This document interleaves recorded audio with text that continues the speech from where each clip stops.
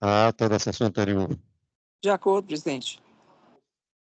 De acordo. Ata aprovada dentro da sistemática do voto antecipado adotado por esta Câmara desde 2013, no decorrer da semana.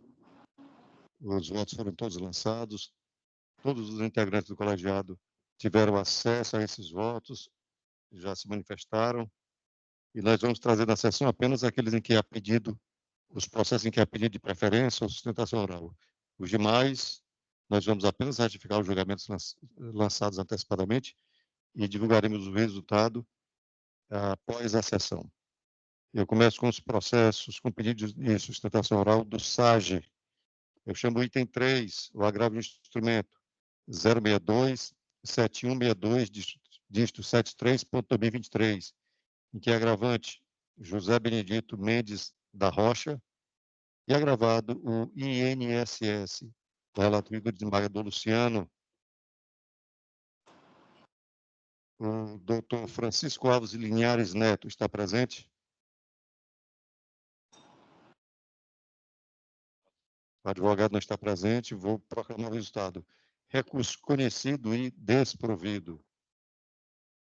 Eu chamo o item 4. Apelação civil. Sequência de 4 zeros, 991, dígito 33.2019, em que apelante e apelado o INSS e apelante e apelado Socorro Reis de Souza, da relatoria do desembargador Luciano. O doutor Jonathan Oliveira Monte Soeiro está presente? Sim, excelência. Boa tarde a todos. Boa tarde.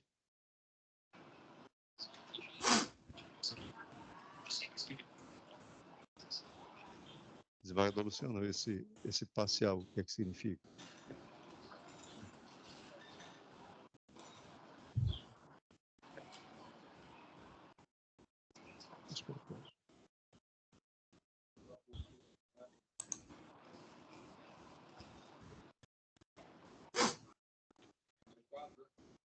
É o 4.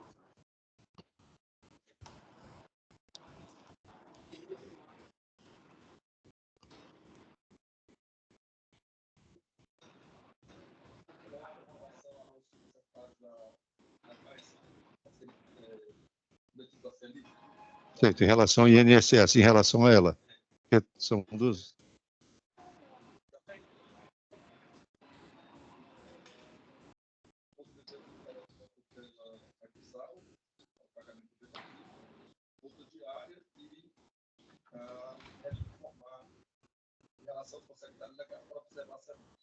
Perfeito.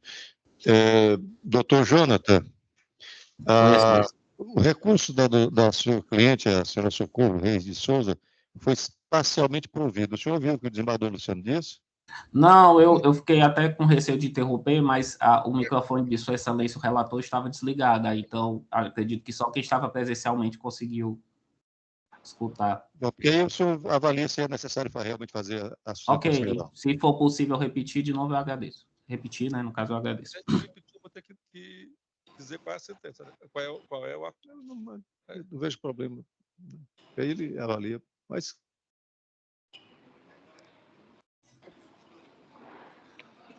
Parcial provimento para ele, fixar DIP do auxílio acidentário no momento da implantação, pagar por RPV, dar provimento parcial ao recurso de apelação interposto pelo autor. Condenar o réu ao pagamento de honorários, melhor de falar. Ok, então o senhor dispensa a leitura do relatório? Sim, eu só tenho...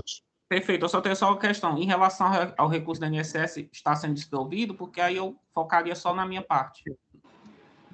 Está sendo desprovido, aliás, provido em parte só com relação aos consectários. A aplicação dessa LIC. Perfeito, ótimo. Então, pronto. Então, vou me concentrar só no recurso da parte autora. Então, eu agradeço. Novamente, boa tarde a todos. É com enorme prazer que estou aqui na tribuna, né? Ainda que de forma virtual. É sempre um prazer estar aqui na presença de Vossas Excelências. Então, desde já, eu agradeço a atenção e a disponibilidade de Vossas Excelências em me ouvir. Aqui nós temos um caso de uma ação previdenciária que foi ajuizada por Socorro Reis de Souza contra o INSS, em que ela pleiteava o restabelecimento de um benefício de auxílio-doença acidentário, desde a data de cessação, com pedidos alternativos, subsidiários de aposentadoria por invalidez ou auxílio-acidente, a depender da conclusão da perícia médica, né, ou seja, a depender da extensão da incapacidade laborativa para a atividade habitual. E aí, no presente caso, a sentença julgou procedente em parte o pedido para condenar o INSS a restabelecer esse benefício, o benefício de auxílio-doença acidentário, desde a cessação, mandando que sejam pagos os retroativos, né? E determinando que este auxílio-doença ele deverá ser mantido até a data que a autora fosse considerada reabilitada para desempenho de outra atividade, ou ainda no momento quando não for considerado recuperada, for concedida a aposentadoria por invalidez nos termos do artigo 62 da Lei de Benefícios. No entanto, excelências, nós apresentamos, né, a apelação para que houvesse uma parcial reforma da sentença em alguns aspectos, né? O primeiro deles seria em relação à questão da análise dos aspectos pessoais e socioeconômicos da parte autora para um deferimento de uma aposentadoria por invalidez. O segundo ponto seria a tutela de urgência, já que não houve manifestação na sentença em relação à tutela de urgência para a implantação do benefício. E o terceiro ponto, também a sentença não se manifestou em relação à condenação da parte vencida e honorários advocatícios. E aí, em relação ao nosso recurso, o primeiro ponto, que seria essa questão da análise dos aspectos pessoais e socioeconômicos, nós temos o seguinte: embora a sentença ela tenha condenado, reconhecido uma incapacidade parcial e definitiva e condenado o INSS a restabelecer esse benefício acidentário, nós entendemos que a sentença ela deve ser parcialmente reformada, porque nesses casos de incapacidade parcial e definitiva para a atividade laboral, o juiz constitui dever do magistrado, né, a conjugar essa prova técnica, ou seja, a perícia médica, com os aspectos pessoais e socioeconômicos da parte autora para configurações da invalidez, né, laborativa. E isso já há precedentes do STJ, precedentes deste tribunal, né, do Tribunal de Justiça do Estado do Ceará. Há, inclusive, no âmbito dos juizados especiais federais, enunciado de súmula número 47 da TNU nesse sentido, né, que apenas reproduz aquilo que o STJ já vem decidindo de forma pacífica, né, que nesses casos de uma incapacidade parcial e definitiva deve ser analisadas condições como idade, atividade habitual, grau de instrução, local em que exerce a atividade, né, para que fosse eventualmente concedida uma aposentadoria por invalidez, né. Então,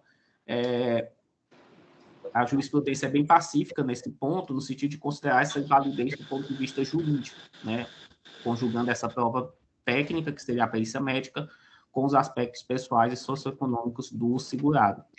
E aí, conforme já tinha me adiantado, em relação à prova técnica, nós temos que o laudo pericial, que está presente nas folhas 252 a 254, o laudo pericial indicou que foi constatada uma incapacidade parcial e definitiva desde 2005, né? Então, nós já temos aqui um caso de uma segurada já incapacitada há muito tempo, né? Quase 20 anos. Em relação a esses aspectos pessoais e socioeconômicos, nós temos um caso aqui de uma segurada com 42 anos de idade, que exercia uma atividade habitual de auxiliar de produção, trabalho braçal, né, numa fábrica de calçados muito conhecida aqui da região, tem ensino fundamental incompleto, reside no município de Forquilha, né, em que, evidentemente, o mercado de trabalho não é tão pungente, né, como aqui talvez Sobral, Fortaleza, região metropolitana. Então, querendo ou não, haveria uma restrição, né, de retorno ao mercado de trabalho por conta desses aspectos pessoais e socioeconômicos. Então, nós entendemos que aqui, considerando a natureza da patologia, uma incapacidade que foi constatada o seu início desde 2005, e que ela existe e persiste desde 2005, considerando ainda a atividade habitual dela de ajudante de produção, trabalho braçal, né?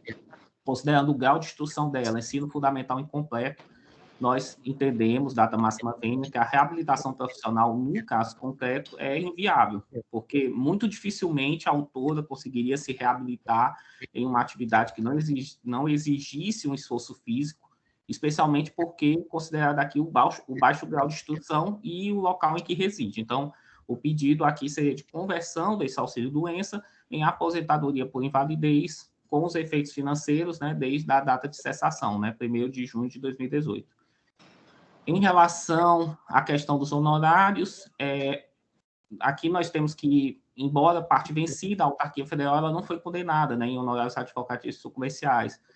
Então, considerando que a sentença se omitiu em relação a isso, né, em relação à condenação em honorários de sucumbência, nós pedimos que esta Egrégia Câmara se pronuncie sobre esse ponto, né, considerando, inclusive, a questão da atuação em sede recursal, né, aquela questão da majoração dos honorários advocatícios, uma vez que houve essa atuação em sede recursal, e considerando, pelo voto provisório, a questão da dupla sucumbência no INSS.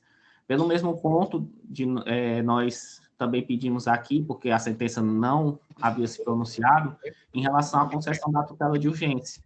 Né? No caso, nós temos aqui uma matéria, né, de direito previdenciário, em que se discute benefício de caráter alimentar, todos os requisitos para a concessão da tutela de urgência já estão bem delimitados pela própria sentença, né, que reconheceu o direito ao benefício. Então, nesse sentido, nós pedimos a tutela de urgência em grau recursal para que fosse determinado, né, que o INSS implantasse o benefício concedido judicialmente, desde já estipulando uma multa diária em caso de descumprimento da decisão judicial. Então, já finalizando, excelências, nós pedimos a reforma parcial da sentença para que, primeiro, sejam analisados os aspectos pessoais, socioeconômicos da parte autora para deferimento da aposentadoria por invalidez, a condenação da parte vencida em honorários advocatícios, devendo ser levado em consideração a atuação recursal, conforme determina o artigo 85, parágrafo 11º do CPC, e a concessão da tutela de urgência para a implantação do benefício com estipulação de multa em caso de descumprimento de decisão judicial. Esse seria os pontos, né, da apelação da parte autora, o que humildemente pedimos aqui que seja levado em consideração. Em relação ao recurso do INSS, conforme já anunciado em voto provisório, está sendo dado apenas parcial provimento em relação aos consectários. Sobre isso, a gente não tem nenhum não tem nenhuma objeção, então eu finalizo a minha sustentação, agradecendo desde já novamente a atenção de Vossas Excelências, né, em me ouvir. E fico aqui à disposição de Vossas Excelências para algum esclarecimento de matéria de fato, alguma coisa do tipo. Eu agradeço. Obrigado, doutor Jonathan. Desembargador Luciano, Vossa Excelência, a palavra. Senhor presidente, eu vou ler o dispositivo, que talvez fique mais interessante para ele compreender. A parte, inclusive, deve estar assistindo. Ante o exposto, eu conheço parcialmente e, na parte conhecida, dou provimento, parcial provimento ao recurso da apelação interposto pela parte requerida para, 1, fixar a DIP do auxílio acidente e acidentário no momento da efetiva implantação deste, devendo a quitação nas parcelas vencidas serem concretizadas integralmente por meio de RPV ou precatório, como também para, 2, aplicar o teor da súmula 111 do STJ. Em seguida, conheço e dou parcial provimento ao recurso de apelação interposto pelo autor para, 1, condenar o réu ao pagamento de honorários advocatícios nos termos do artigo 85, parágrafo 4º, inciso 2 do CPC, cumprindo ao juiz da liquidação observar a majoração prevista no artigo 85, inciso 11 do CPC, bem como para, 2, conceder a tutela de urgência recursal, determinando ao INSS que conceda o pagamento do benefício de auxílio por incapacidade temporária acidentário sob pena de multa diária de R$ 1.000 até o limite de 20 mil.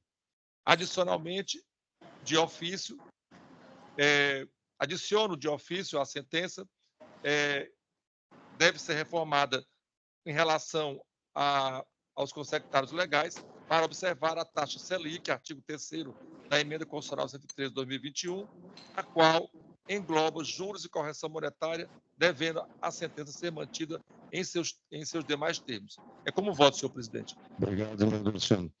Desembargadora Livramento, como voto, Vossa Excelência.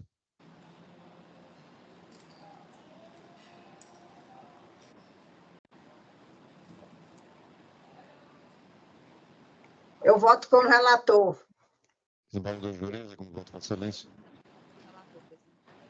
Pelo resultado, apelação da autora conhecida e parcialmente provida. Apelação do INSS, parcialmente conhecida e parcialmente provida.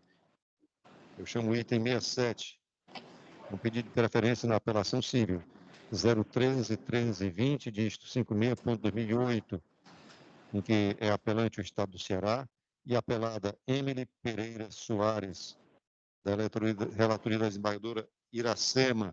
Proclamo o resultado. Adição no sentido de conhecer do apelo para, em juízo de retratação, afastar a aplicação da teoria do fato consumado no presente caso, mantendo, contudo, o acordo anteriormente proferido. Vamos para os pedidos de sustentação oral no PJE.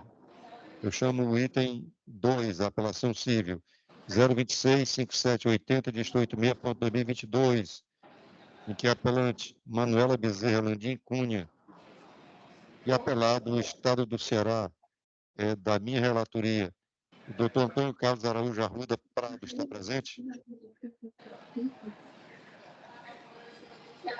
Já botei. É.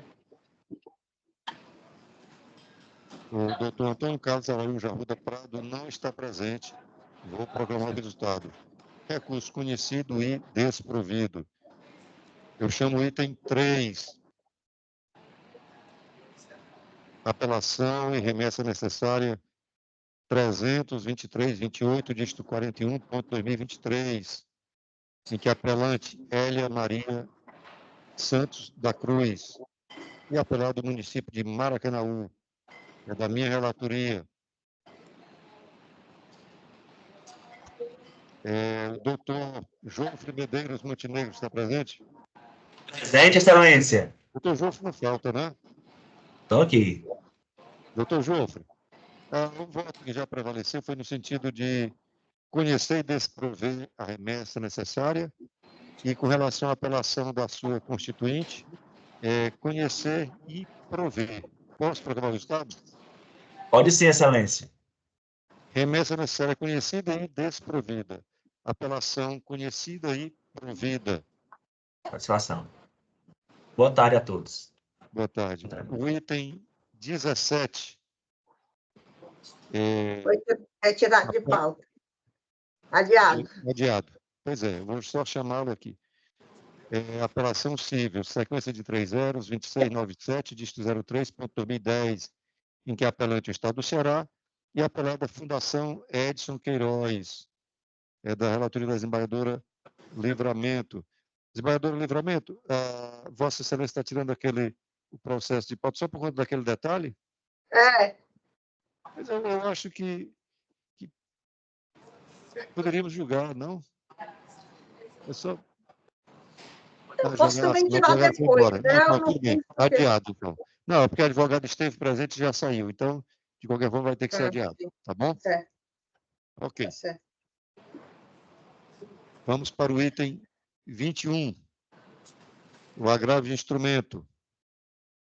300-1041, dígito 06.2023, em que são agravantes Fernando Rogério Batista dos Santos e outros, agravado Estado do Ceará, da relatoria do desembargador Luciano, Dr. Samuel de Carvalho Ferreira.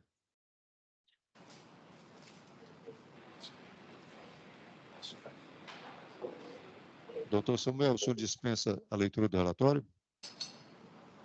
O senhor teve acesso, né? Tá certo. Então, o senhor tem 15 minutos. Tá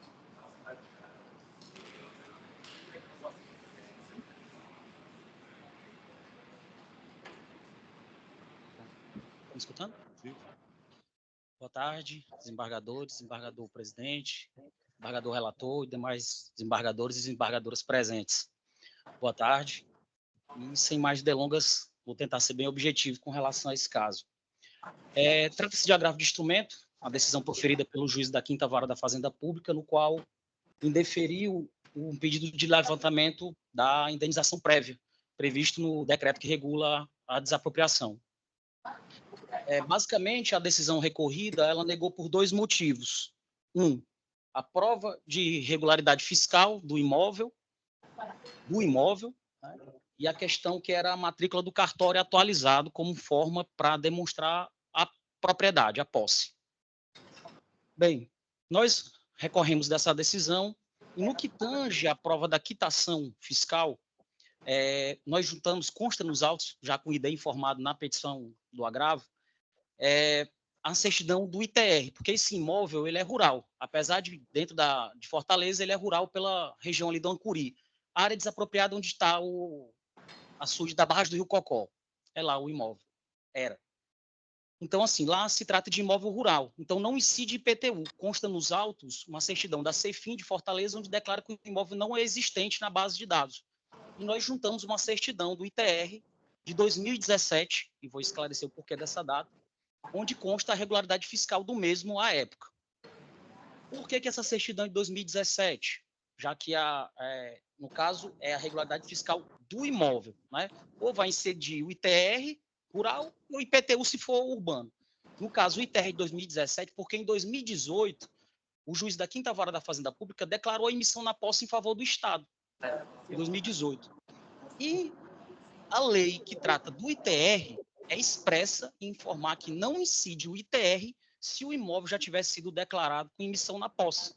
Logo, não é nem possível gerar uma certidão no INCRA, que é o qual regulamenta, o órgão federal que regulamenta o ITR, em virtude de que ele já está em emissão na posse, é um órgão público, no caso é o Estado do Ceará. Então, o ITR de 2017, que consta nos autos a certidão de regularidade do ITR, porque em 2018 foi em emissão na posse provisória em favor do Estado do Ceará. Então, não tem mais ITR incidindo sobre esse imóvel.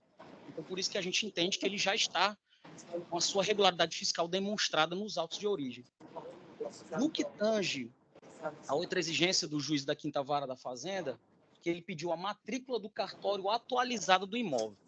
Bem, o senhor Fernando, que consta como agravante, ele é o representante do espólio de Euseni Ribeiro Salazar, com a qual o Estado ingressou com a desapropriação. Nós entramos com o inventário, o inventário se encontra com sentença transitada em julgado, que já consta nos autos, né? De origem, na verdade, nos autos de origem, já que se trata de recurso eletrônico, então não tem a necessidade de juntada dos documentos, enfim. Então, resta demonstrado a posse do imóvel. De fato, não há matrícula. Por quê?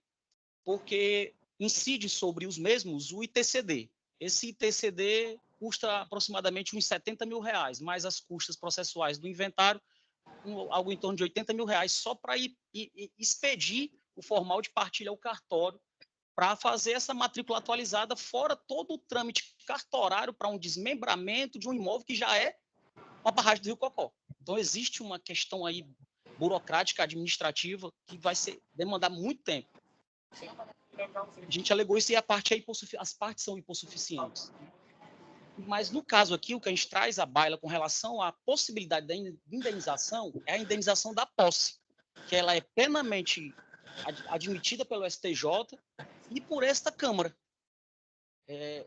Trouxe aí uma decisão do desembargador Washington, uma apelação no qual Vossa Excelência entendeu que é possível a indenização da posse em casos de desapropriação, em virtude de que, se ela restar mansa, inquestionável, como é o caso dos autos. A gente tem um inventário, uma sentença transitada em julgada, né, onde não se questionou nada, nem na desapropriação se questiona. O Estado do Ceará negociou administrativamente com as partes, mas achou por bem entrar com a desapropriação.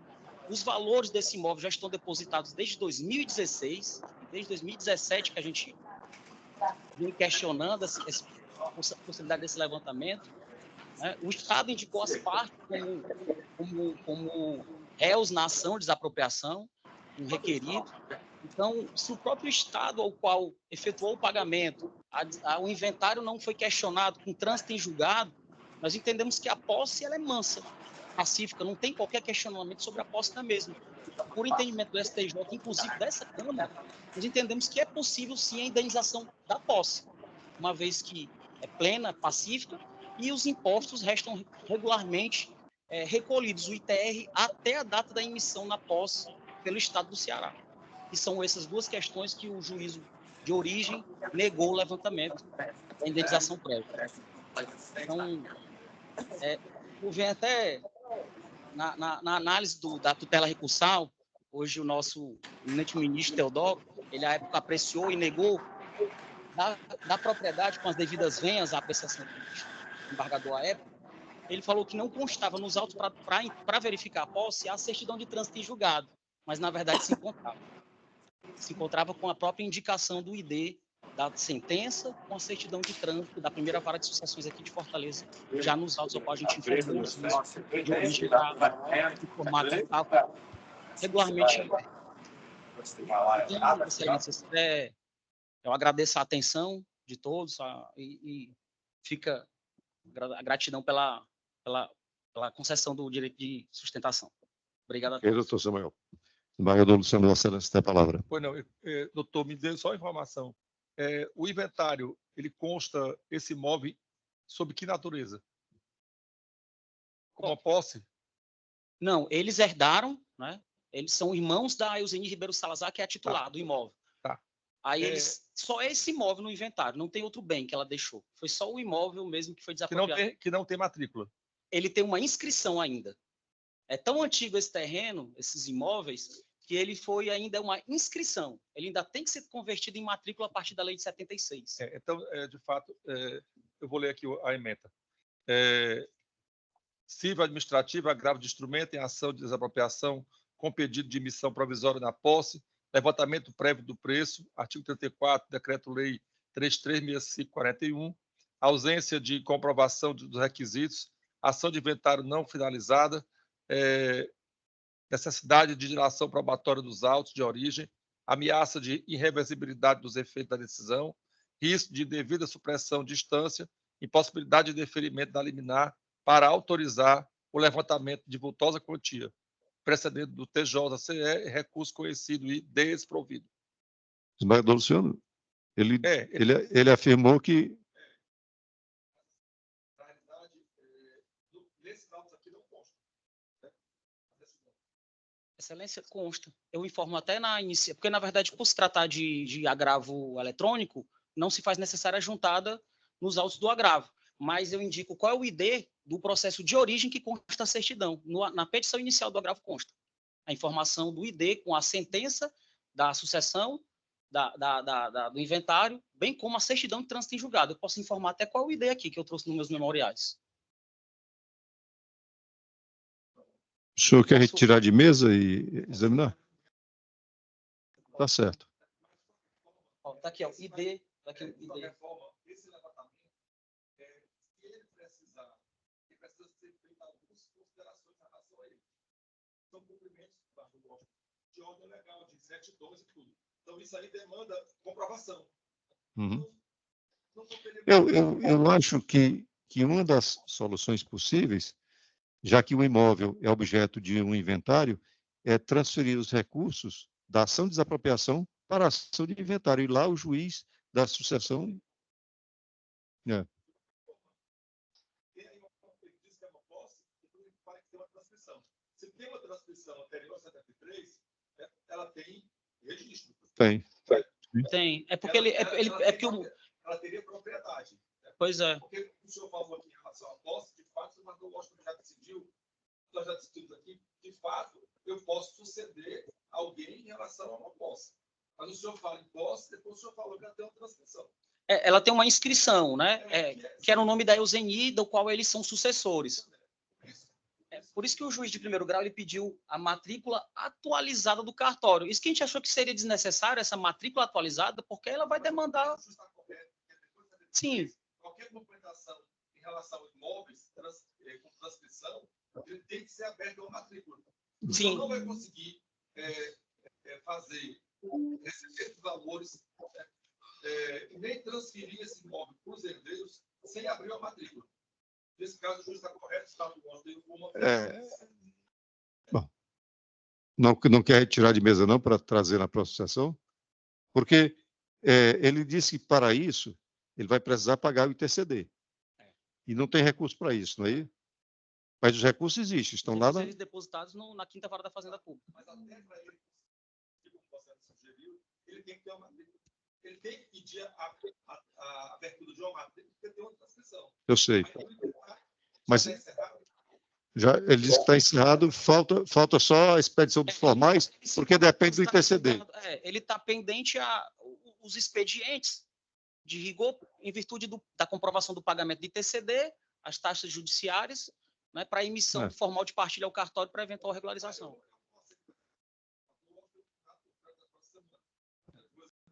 Agradeço demais. Okay. Boa tarde. Prosseguindo, eu chamo o item 57, apelação civil, sequência de 40162, dígito 72.2017, em que apelante José Antônio Rodrigues Mendes e apelado município de Choró, da relatoria da desembargadora Joriza. Doutora Débora Parente Rocha, está presente? Doutora Débora, o voto da desembargadora Joriza foi no sentido de conhecer e prover o recurso. Posso programar o resultado? Programa o resultado, recurso conhecido e provido. Eu chamo o item 65, apelação civil, 300.0018, dígito 98.2024, em que apelante Wellington Alves de Oliveira e apelado município de Acopiara. Doutor Jonatas Pinho Cavalcante, está presente? Sim, na relatoria da desembargadora Joriza. Boa tarde, excelência. Mais uma vez, prazer estar aqui.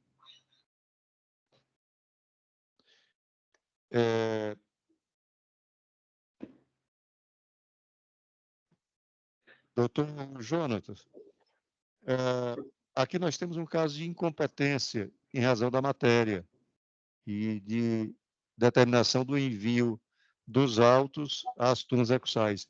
O senhor quer sustentar mesmo assim? Excelência, sim, porque, veja bem, trata-se de uma ação de cobrança no... Eu vou abrir o tempo, então, do senhor. Tá. Não tem como eu justificar, não teria como eu justificar sem né? Como é? Eu não teria como justificar a necessidade da sustentação sendo muito sucinto. Não, o senhor tem 15 minutos. Não, tudo bem. Vamos lá. Aberto o tempo? Pode começar. Saudar a presidência, nova relatoria, demais membros da advocacia aqui presente. É exatamente nesse ponto específico. Trata-se de uma ação de cobrança no valor de R$ 6.500, protocolada na comarca de Acopiara, onde não há juizado especial da Fazenda Pública. Em Acopiara não existe juizado especial da Fazenda Pública. Amparado no anunciado 09 do FONAGE, bem como no provimento 22 do CNJ, o que se requer não é nenhuma decisão de mérito sobre a competência de mérito da ação de cobrança. O que se requer é que seja determinado ao juízo de piso a investidura especial do rito da Lei 12.153. Nós estamos seguindo a orientação jurisprudencial, protocolando o feito no juízo de piso em juízo comum. Como eu não tenho juizado especial da Fazenda Pública, eu não tenho outro caminho. Eu só posso protocolar no juízo comum. E solicito a adoção do rito da 12.153. Eu não quero discutir o mérito. E aí, compreendemos, e já temos, inclusive, outros casos que acolheram esse nosso raciocínio. O que se requer é que seja determinado ao juízo comum do município de Acopiara que esse seja investido da competência especial do rito da 12.153. E eu não posso solicitar, ressalvado o nosso modestíssimo entendimento, eu não posso solicitar das turmas recursais que determine ao juízo comum de Acopiara que ele seja investido nesse rito especial da 1253. Não se trata de uma discussão de mérito final, mas... Eu acho que nós já entendemos o seu ponto de vista. Eu poderia até adiantar alguma coisa, mas eu vou deixar com a desembargadora. Eu acho que sim. Concluiu, doutor? Eu acho que nós já entendemos o seu ponto de vista.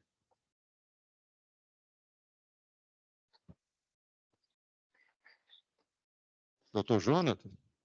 Pois não, excelência. O senhor ainda tem alguma manifestação a fazer? Nós já entendemos o seu ponto de vista. Eu teria, né? Eu teria.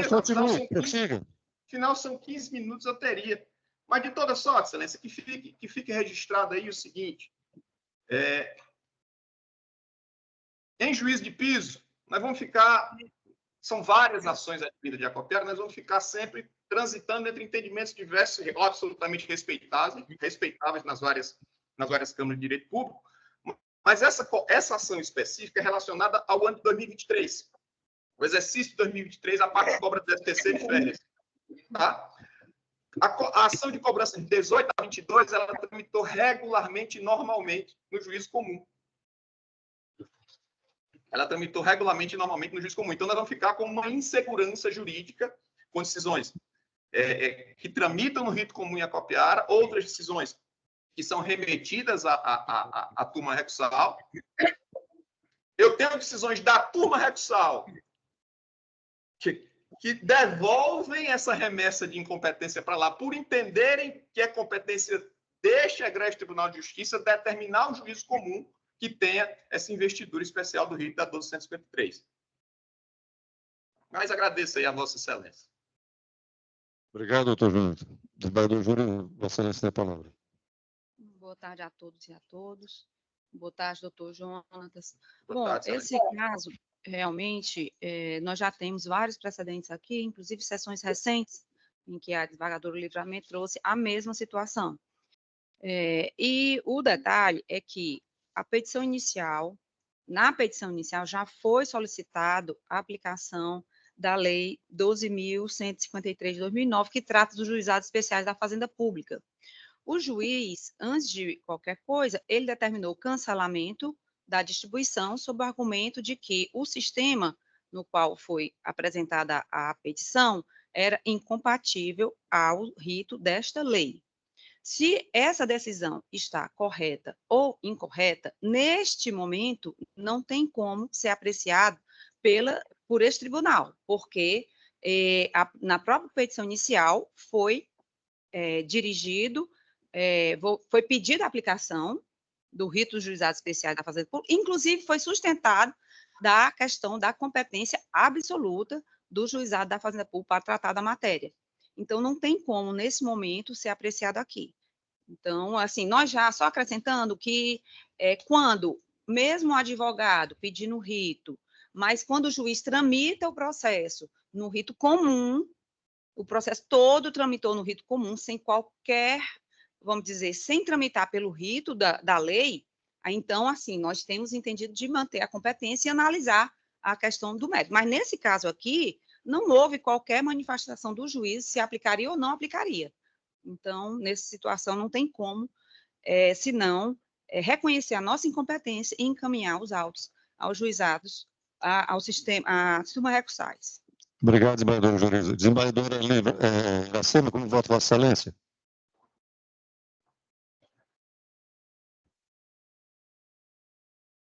Microfone desligado. Está sem microfone, desembargadora. Acompanhe a relatora, presidente. Obrigado. Eu também vou acompanhar a relatoria, doutor Jonatas, por uma razão muito simples. Esse processo, por indicação do advogado da parte autora, ele segue o rito dos juizados especiais da Fazenda Pública. Então, o recurso para essa decisão do juiz, e aqui nós não estamos decidindo se a decisão do juiz está certa, se está errada, se o senhor protocolou a ação, aliás, inseriu a ação num sistema que deveria ser outro, nós não estamos discutindo isso, tá? Mas da sentença do juiz que extinguiu que indeferiu a inicial por uma razão qualquer, a competência é necessariamente das turmas recursais. E aí, no caso, doutor Jonathan, não há necessidade de uma investidura especial. Há necessidade apenas de um juiz aplicar o rito. Já que lá, na comarca de Acopiara, não tem um juizado especial da Fazenda Pública. Então, a vara comum imprime ao processo o rito pedido pelo advogado, que é o rito dos juizados especiais da Fazenda Pública. E toda decisão no processo dessa natureza deverá ir para uma turma recursal. E é Vou proclamar o exatamente, resultado. e é exatamente, Competência- excelência, Como? é exatamente esse entendimento a turma recursal está exatamente devolvendo para o Egrégio Tribunal de Justiça, exatamente por entender que não recai sobre a isso aí fica pelo debate, vou o tempo, Vossa Excelência. Mas, assim, Tá bom. a turma recursal está devolvendo a competência. Eu estou com 3 conflitos desse mesmo caso específico de competência, porque a turma recursal está devolvendo para o Tribunal de Justiça por entender que não é competência dela. Mas, mais uma vez, eu agradeço a oportunidade, desejo uma Ok. ótima semana a todos, tenham uma boa tarde. Obrigado, doutor Jonas. Vou proclamar o estado, incompetência absoluta reconhecida. Remessa dos autos às turmas recursais. Eu chamo o item 75, apelação civil 020-0475, dígito 69.2022, em que apelante Keliane Amorim Cruz e apelado o município de Cascavel. A doutora Samara, da relatoria da esmagadora Joriza. Doutora Samara da Paz Oliveira, está presente? Sim, excelência, boa tarde. Doutora Samara, boa tarde. A senhora dispensa a leitura do relatório, certamente, não é? Sim, A senhora tem, então, 15 minutos. obrigada. Vocês me escutam bem? Sim. Está entrecortando um pouquinho, mas prossiga. Inicialmente, público, Não está bom não, viu? O som não está bom, doutora. Está falhando, entrecortando.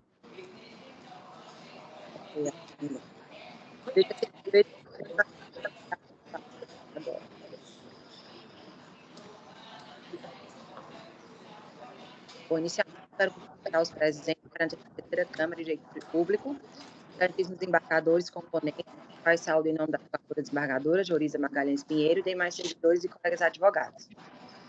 Inicialmente, os motivos ensejadores desta lide correspondem ao fato da recorrente ela ter se submetido ao concurso realizado pelo município de Cascavel, visando a aprovação,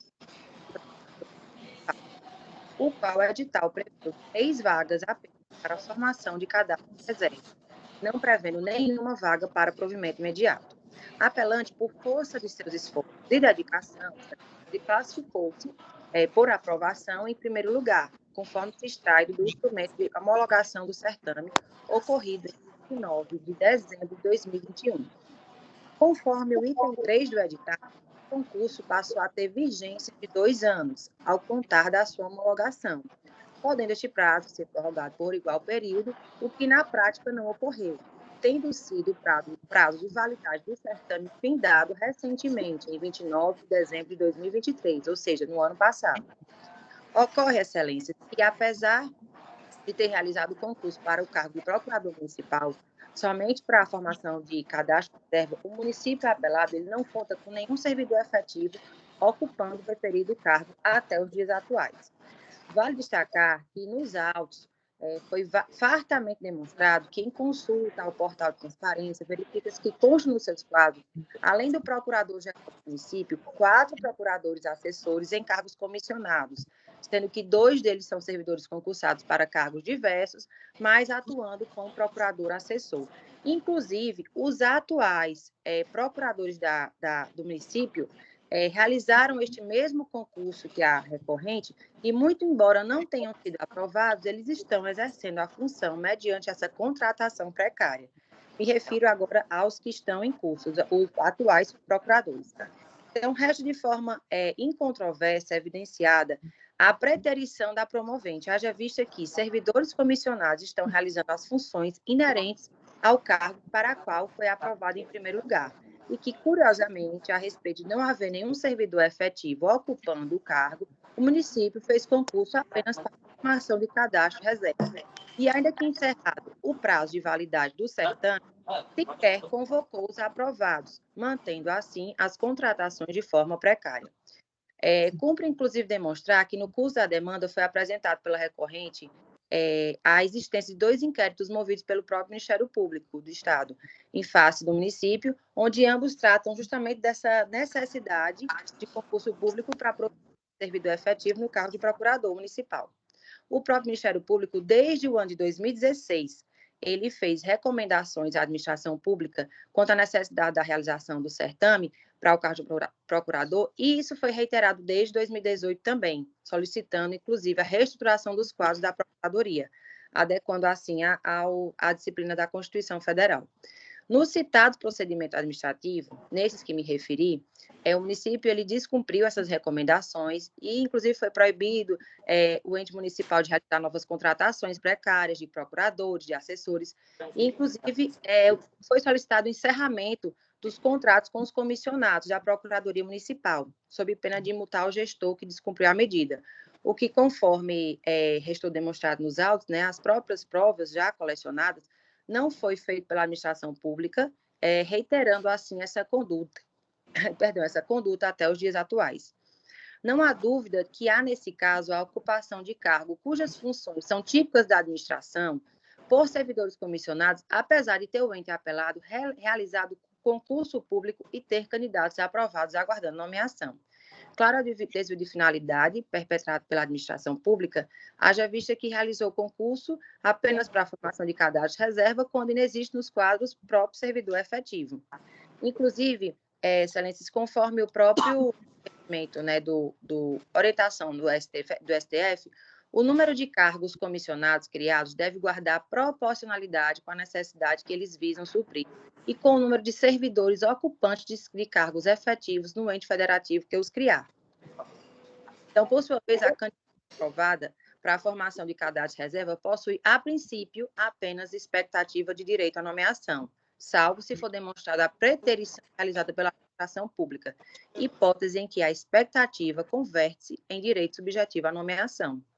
E, como já dito, não há controvérsia quanto à sua aprovação no primeiro lugar do certame, no qual se ofereceram 3 vagas para a formação de cadastro reserva. Contudo, a demonstração nos autos foi exaustiva, deixando claro que a aprovação em primeiro lugar foi preterida por comissionados que exerceram desde o ano 2022 até os dias atuais, portanto, desde a vigência do edital até o encerramento da vigência do edital, agora no fim do ano, a mesma função de procurador do município, pelo qual a parte promovente concorreu, e foi aprovada no certame. Então, excelência, dessa forma, faz jus à nomeação ao cargo público, pelo qual foi aprovada no mencionado certame. Então, por todas essas razões, eu rogo a vossas excelências que se dignem que seja totalmente provido o presente recurso e se dignem a alterar integralmente a sentença ora debatida. Obrigada a todos. Obrigado, doutora Samara. Desembargadora Jureza, vossa excelência tem a palavra. Obrigada, presidente. Fazendo uma saudação aqui à doutora Samara pela exposição bem objetiva. Mas, assim, eu vou só ler a ementa, porque é um caso muito pacífico, não só nessa Câmara, mas em todas as câmaras de direito público desse tribunal. Então, ementa, apelação administrativa e constitucional, ação ordinária, concurso público para formação de cadastro reserva, candidata aprovada em primeiro lugar do concurso, no cadastro reserva. Alegação de preterição, ausência de comprovação da existência de cargo efetivo vago. Mera expectativa não convolada em direito subjetivo à nomeação. Precedente deste tribunal, recurso conhecido e desprovido, sentença mantida. Obrigado. Eu vou programar o Estado, o agravo interno prejudicado, desculpa, recurso conhecido e desprovido. Eu chamo o item 78, o agravo instrumento 31373 de 70.2023, que é agravante David Lima de Carvalho Rocha, e agravado município de Calcaia, da relatoria da esmagadora Livramento. Doutora Lia Feitosa está presente?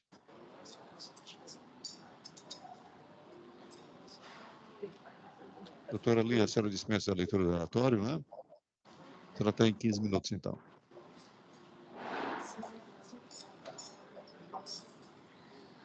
Boa tarde a todos. Cumprimento todos os embargadores que estão aqui presentes, todos os colegas que estão na sessão virtual. Vou tentar ser breve, entendo que o tempo de todos é corrido e valioso. Trata-se na origem de uma ação de execução fiscal proposta pelo município de Caucaia em março de 2016, esse fato é muito importante, no intuito de cobrar parcelas de IPTU referente aos anos de 2011, 2012, 2013 e 2014, de imóveis pertencentes ao agravante, demonstrados através de CDAs datadas de 2014 e 2015. A petição inicial foi instruída unicamente com as certidões de dívidas ativas assinadas pelo secretário municipal de Finanças, Planejamento e Orçamento do município de Caucaia, nos quais constam os títulos que foram escritos por técnico do Tesouro Municipal da cédula de gestão da dívida ativa da respectiva Secretaria de Finanças, e das quais podem se extrair os dados relativos à identificação do contribuinte, individualização do débito e a apuração do seu valor final. Citado, o agravante manejou a sessão de pré-executividade em face da pretensão executória do município de Caucaia, alegando a nulidade do processo administrativo tributário que lavrou as CDAs que constituíram a execução fiscal. Por não ser possível, principalmente, auferir se o débito foi inscrito corretamente por quem, de fato, possuía competência para fazê-lo, se, de fato, os títulos possuíam a legalidade para constituir a ação executória. No entanto, o juiz primeiro rejeitou a exceção de pré-executividade, apresentada com base em alteração, rejeitou a exceção de pré-executividade apresentada, alegando que a alteração no Código Tributário Municipal de Caucaia, datada de 2017, ou seja, posterior ao ajuizamento da execução, que atribuía a competência ao secretário de Finanças, Planejamento e Orçamento do município de Caucaia, deixando a Procuradoria Municipal somente com a atribuição para a execução de débitos, seria suficiente para atestar a legalidade dos títulos. Ressalto, a alteração foi posterior ao ajuizamento da execução fiscal, através da Lei Complementar número 48, datada de outubro de 2017, mais de um ano e meio após o ajuizamento da execução fiscal. Ou seja, o juiz de primeiro grau entendeu que as CDAs eram legais, possuíam legalidade para constituírem a ação de execução fiscal, mesmo que tenham sido assinadas por um funcionário técnico da Secretaria de Finanças do município de Caucaia. Tal decisão é objeto do agravo de instrumento, ora em julgamento por este colegiado, para que possa ser restituída a legalidade à questão, reconhecendo a nulidade com que as CDAs foram constituídas, posto que assinadas por quem não possuía competência para fazê-lo. Anteriormente, o Código Tributário Municipal de Caucaia atribuía a competência para que fosse analisada, coordenada e constituída a CDA à Procuradoria Municipal. Nesse caso, ainda datadas de 2014 e 2015, foram constituídas e assinadas por um funcionário, um técnico da Secretaria de Finanças, que sequer possuía atribuição para fazê-lo. Nessa época, nem mesmo o secretário possuía essa atribuição, quiçá um técnico da secretaria. Então, em face de todos esses argumentos, principalmente por haver esse erro procedimental administrativo, é que se requer o reconhecimento da nulidade aqui alegada em sede de agravo de instrumento, para que seja reformada a decisão de primeiro grau que rejeitou essa ação de pré-executividade e que se possa reformar integralmente a referida decisão e seja reconhecida a nulidade do ato administrativo. Agradeço a atenção de todos. Boa tarde. Obrigado, doutora Lia. Desembargadora Livramento, Vossa Excelência tem a palavra. Boa tarde a todos. Eu penso diferente. Eu mantive a decisão de primeiro grau, na ação de exceção de pré-executividade. A ementa ficou nos seguintes termos: direito tributário e processo civil, agravo interno e agravo de instrumento, ambos os recursos trazidos a julgamento conjuntamente na mesma sessão. Perda do objeto do agravo interno, recurso prejudicado, execução fiscal, exceção de pré-executividade rejeitada, validade da CDA, dívida ativa inscrita por autoridade competente, agravo interno prejudicado, agravo de instrumento conhecido e desprovido, decisão interlocutória mantida. É como voto. Desembargadora Iracema, como vota Vossa Excelência? Com a relatoria, presidente. Eu vou pedir... Ah, sim.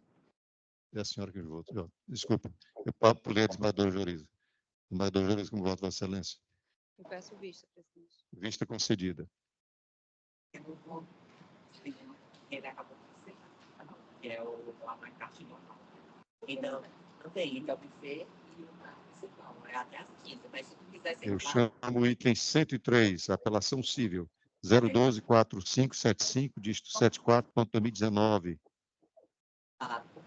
em que apelante Lingerie S.A. e apelado do Estado do Ceará, da relatoria da desembargadora Livramento.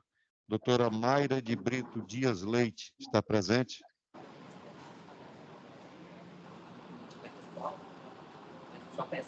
A advogada Mayra de Brito Dias Leite não está presente. Vou proclamar o resultado. Recurso conhecido e desprovido. Eu chamo o item 124, o agravo instrumento. 300.0394, dígito 11.2023. Agravante, Argos Queiroz Alves de Souza. E agravado, diretor-presidente da Fundação Regional de Saúde e outro. Da relatoria da desembargadora Iracema. Dr. João Carlos de Mensurado Ferreira está presente? O advogado não está presente, vou programar o resultado. Recurso conhecido e provido. Vamos agora para os votos vistos do SAGE. Eu chamo o item 1. Apelação remessa necessária 0210456, dígito 48.2021. Que é remetente de direito da terceira vara da Fazenda Pública da Comarca de Fortaleza. Apelante MBF Holding Center Participações Limitada. E apelado do município de Fortaleza, da minha relatoria, na sessão de julgamento realizada no dia 20 de maio, proferir voto no sentido de conhecer dos recursos, mas para negar provimento à remessa necessária e dar parcial provimento à apelação civil. Em seguida, o desembargador Luciano pediu vista, suspendendo o julgamento. Está em mesa, desembargador Luciano? Está em mesa, senhor presidente. Vossa Excelência tem a palavra. Tanto o voto como o complemento do voto estão nos autos.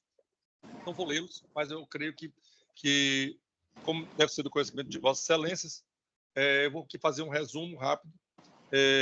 De fato, existe eu fui vista e eu me insurgi em relação à imunidade pretendida pela parte, alegando que, na realidade, essa imunidade ela não poderia ser concedida porque ela não era apenas uma holding familiar e que ela se desvirtuava da finalidade do Instituto de Imunidade Tributária aplicada a esse tipo de situação. E aí eu trouxe aqui no voto já decisões nesse sentido, né, do tribunal, inclusive falando que as empresas inativas não podem e as holdings patrimoniais, certo, que têm apenas a finalidade familiar, elas não cabe a elas a questão da imunidade. Mas me parece que esse desembargador Washington, desembargador Joriza, desembargador Iracema, desembargador Livramento, não é a questão aqui no momento. Numa conversa de WhatsApp, sobre o assunto, no grupo que é desta Câmara, o desembargador Washington levantou o aspecto de que eu não poderia trazer, eu como vistor, não poderia trazer uma matéria nova, né, que não foi arguída pelas partes. Entretanto, eu entendo que, primeiro, isso é uma remessa necessária. Ela remete toda a matéria para nós. Uma outra questão, e aí, quando eu fui complementar o voto, eu levantei uma outra questão, que é o seguinte: a questão da imunidade é um aspecto de ordem pública. Ela pode ser levantada em qualquer fase. E aí, a partir disso, a minha proposta seria levantar uma questão de ordem, no sentido de que este processo não fosse julgado agora, fosse aberto vista às partes, para que elas se pronunciassem naquilo que eu trouxe como matéria nova, mas sendo de ordem pública, que seria a questão da imunidade tributária, e, a partir da manifestação do município de Fortaleza e da holding, Vossas Excelências poderiam decidir a respeito do meu posicionamento relativo à imunidade tributária. Ok, obrigado, desembargador Luciano.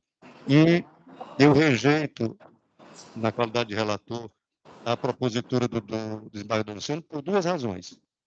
A primeira, porque o recurso é da parte autora da ação, que já obteve administrativamente a imunidade tributária.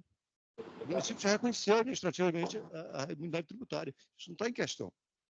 E já teve reconhecido do primeiro grau o direito de postergar o pagamento do tributo para quando do registro. Então, nós não podemos reformar a sentença de primeiro grau e indeferir parte do pedido da parte para prejudicar essa pretensão. Primeiro, o município reconheceu administrativamente a imunidade. A imunidade não está em questão aqui. Mas, desembargador Luciano, o que está em discussão aqui é só a questão. Eu trouxe a matéria, certo? Porque eu entendo que é questão de ordem pública. Tudo bem, eu estou entendendo do ponto de vista de Vossa Excelência, eu só estou achando que Vossa Excelência está equivocado, porque o senhor quer discutir uma questão que o fisco não discute. Mas eu não quero discutir agora, não, desembargador. Como eu levantei, o senhor pode ter a completa razão, mas como eu levantei a questão da imunidade, para nós discutirmos se ela existe ou não, se cabe ou não, as partes hão de se manifestar. Desembargador Luciano, nós estamos no recurso de apelação. Veja só. Não remessa necessária, desembargador. Vamos lá. A parte entrou com um pedido administrativo, o município reconheceu a imunidade tributária, mas quis tributar a diferença entre o preço que ela atribuiu aos imóveis e o preço que o município entende que os imóveis valem. Bom, essa é a questão. É só isso que está controvertido. E qual é o outro ponto controvertido? É o momento de fazer o recolhimento do tributo, que a parte diz que é quando for fazer o registro, quando houver a efetiva transferência, e o município quer que o tributo seja recolhido de imediato. São esses os pontos controvertidos. Não tem controversão com relação à imunidade, até porque o município já concedeu, reconheceu a imunidade. Aí, desembargador Luciano, mas veja só, o juiz de primeiro grau não questionou isso, esse ponto nunca foi controvertido, nunca.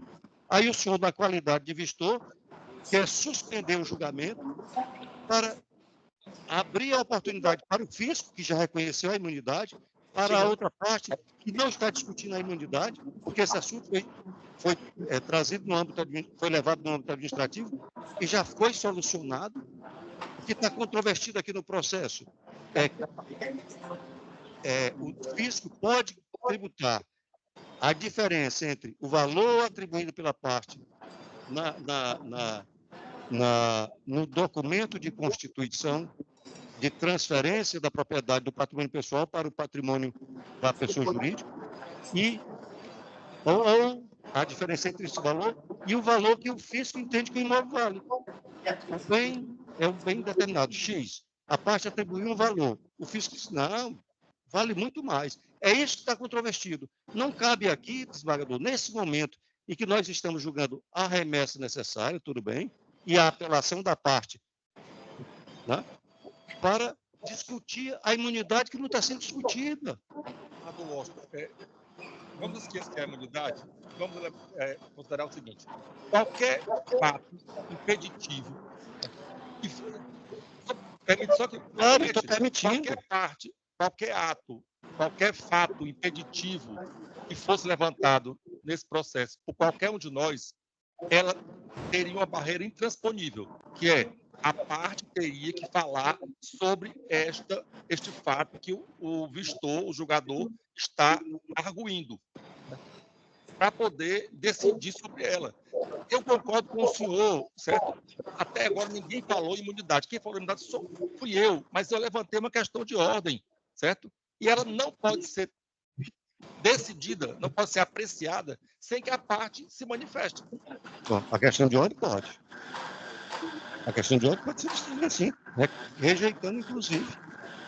Porque meu voto, desembargador Luciano, e eu vou repetir mais uma vez porque é que eu vou votar pela rejeição da sua questão de ordem. Essa matéria não está controvertida. A imunidade não é objeto de controvérsia. Foi requerida administrativamente, o município disse, ok, tem direito à imunidade. Agora, eu vou tributar a diferença entre o valor que você atribuiu o bem e o valor que eu entendo que o bem vale. É isso que tem que ser assim controvertido aqui. A questão é que, eu vou só ler aqui para o senhor uma parte do voto, só para mostrar o que é essa pretensão dessa empresa. Certo? É uma sociedade composta de duas pessoas, cujo capital era R$1.000, ela foi ampliada para 2.800.000. Né? Além disso, ela se presta apenas a ser uma holding familiar. Isso desvirtua a finalidade do Instituto. Por isso que é uma questão de ordem pública saber se é ou não é. Isso é ou não é uma holding para efeito de imunidade. Desembargador Luciano, isso seria possível se esse ponto fosse controvertido no processo. Esse ponto não faz parte do processo. A imunidade foi requerida administrativamente. O município deferiu a imunidade.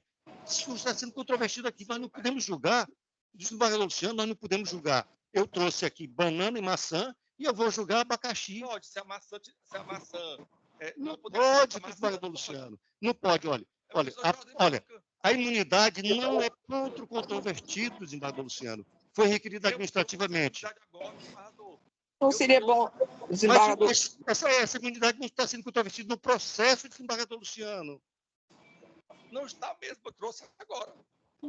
Mas o senhor não pode trazer. Claro o senhor vai trazer. O senhor vai trazer uma viagem à Lua? Não está sendo controvertido aqui. Não. O STJ e o Supremo diz que matéria de imunidade é matéria de ordem. Isso aí eu não estou discutindo, não, desembargador. Eu só estou discutindo por Vossa Excelência. Em qualquer momento processual. Não seria bom abrir para julgamento, não? Vou já. Desembargador Luciano, eu queria que o senhor enxergasse, vislumbrasse e entendesse que não existe essa questão sendo discutida no processo da imunidade. Sim, eu sei, desembargador. Eu estou trazendo... Mas veja só, o fisco foi requerido administrativamente, o fisco... Mas como é que o senhor vai trazer uma questão que não existe nos autos? Não existe essa questão, desembargador. Porque é de ordem pública, eu posso alegar em qualquer momento, desembargador. Mas se isso fosse um ponto controvertido no processo, desembargador... Nenhuma das partes falou de nulidade. É por isso que eu não posso trazer Não, desembargador, não se trata disso, não. Não é a mesma coisa, não. Não é a mesma coisa, não. Nós estamos trazendo aqui, olha, o que é que está sendo discutido no processo? O fisco quer cobrar a diferença entre a avaliação que ele fez, aliás, que ele fez, não. O valor que ele atribuiu ao bem e o valor que a parte atribuiu ao bem. É isso aí, quer tributar a diferença. O fisco, em momento algum, disse, não existe o direito à imunidade. Tá certo? Então, esse não é um ponto que está sendo controvertido no processo.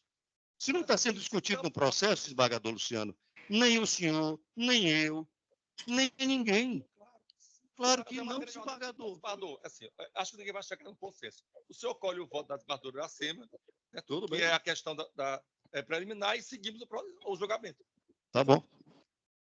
Desembargadora Iracema, como vota Vossa Excelência em relação à pretensão do desembargador Luciano de Com todo respeito que eu tenho, eu ouvi sim, atentamente. peraí. Eu Não, ouvi. não é a desembargadora Iracema agora, não. Desculpe, desembargadora. É a desembargadora Livramento. Porque o colegiado sou eu, desembargador Luciano, desembargadora Livramento. Depois é que nós prosseguimos. Desembargadora Livramento, como vota Vossa Excelência? Desembargador, no caso de rejeição dessa questão de ordem, aí passamos para o julgamento do processo? Não, só a questão de ordem. Só questão de ordem agora. Só a questão de ordem agora, mas depois que terminar, se não... Sim, a gente prossegue, se for o caso, no julgamento. Então, eu voto pela rejeição da questão de ordem.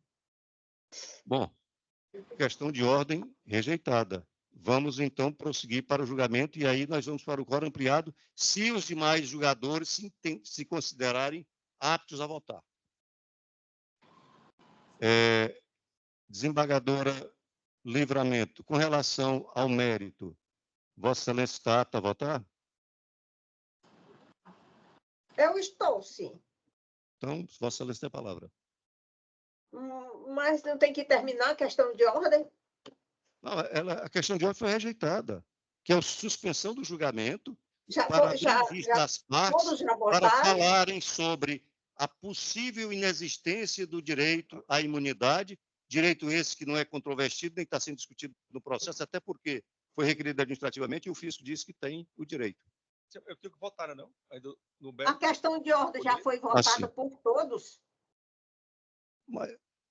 Eu tenho que votar. Não, desembargadora.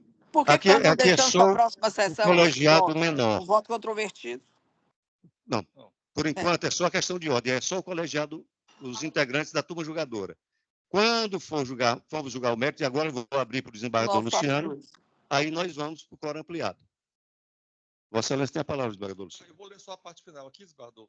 No mérito, eu acompanho o voto da divergência. Só um momentinho, desembargadora. Ele ainda vai, com relação ao mérito, ainda vai se manifestar.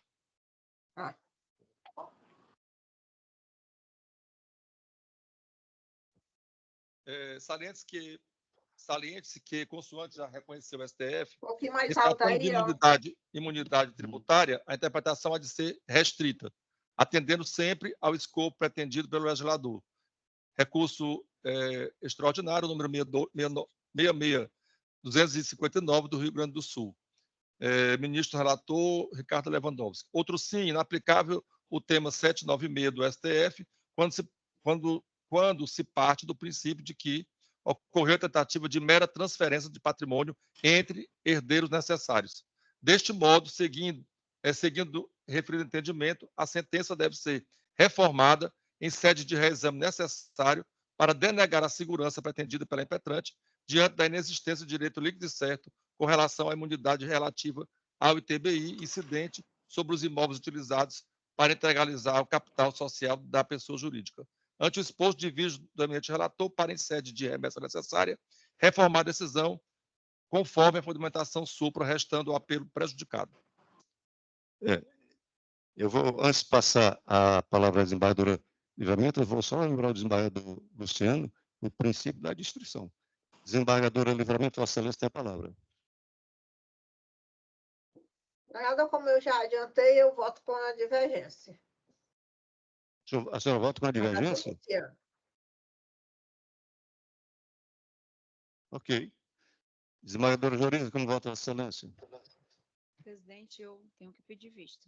Ok. Vista concedida. Julgamento adiado.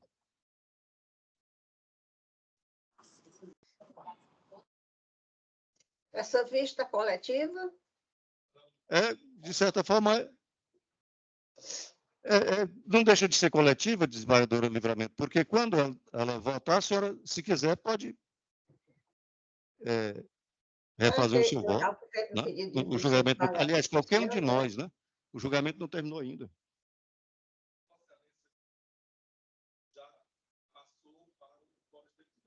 Já está no quórum estendido. Já estava, desembargador Luciano, porque Vossa Excelência já havia dividido.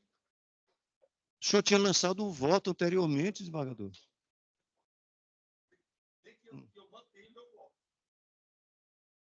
Mas já estamos no quórum ampliado. Vamos julgar agora o o 71 do PJE. Eu chamo a apelação civil 3021-379-95.2023, em que é apelante do Estado do Ceará e apelados Francisco Solivani Alves e outros, da relatoria da desembargadora Joriza. A relatora votou pelo desprovimento da apelação e mantendo integralmente a sentença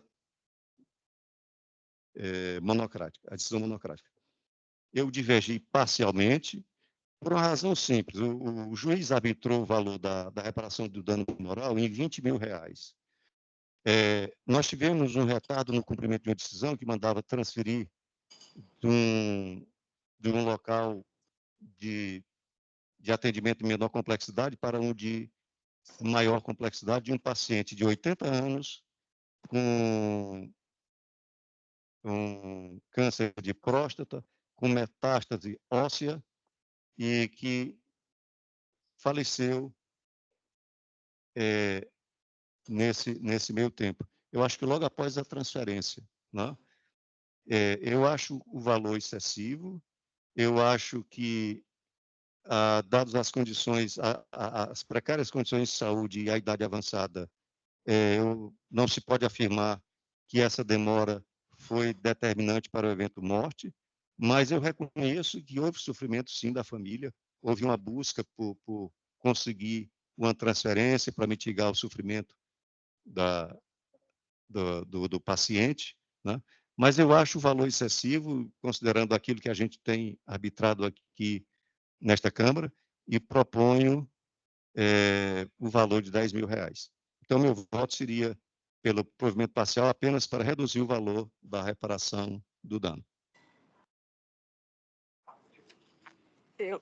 Eu acompanho a desembargadora. Eu não votei ainda, não sou eu? A senhora vota, então. Eu acompanho a desembargadora Joriza. 20 mil, que eu não entendo que seja um valor tão alto, e até porque Vossa Excelência falou também, porque houve sofrimento e tudo, e acho que é o parâmetro mais ou menos que nós julgamos aí aqui na Câmara. Ok, tudo bem. Aqui é o caso de ir para o quórum ampliado, né? Se os integrantes do colegiado, que estão todos presentes, estiverem em condição de votar, nós prosseguimos. Se acharem que não, se adia o julgamento. Desembargador Luciano, Vossa Excelência.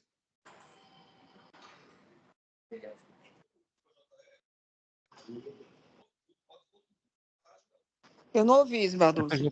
CPJE. Não, essa CPJE. É o 71 do CPJE. Não, mas eu prefiro votar na próxima sessão. Tá bom. Desembargadora Livramento, Vossa Excelência ia falar? Não, eu não voto nesse, né? Então, julgamento adiado para a próxima sessão.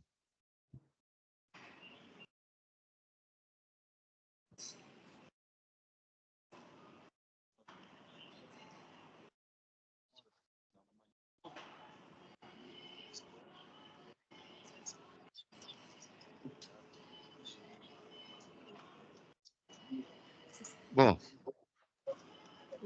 o 128 da pauta é a apelação civil 020-7796-18.2020. Havia um voto lançado pela desembargadora Joriza, a desembargadora relatora, eu divergi, e a desembargadora Joriza voltou a se manifestar hoje, não é isso?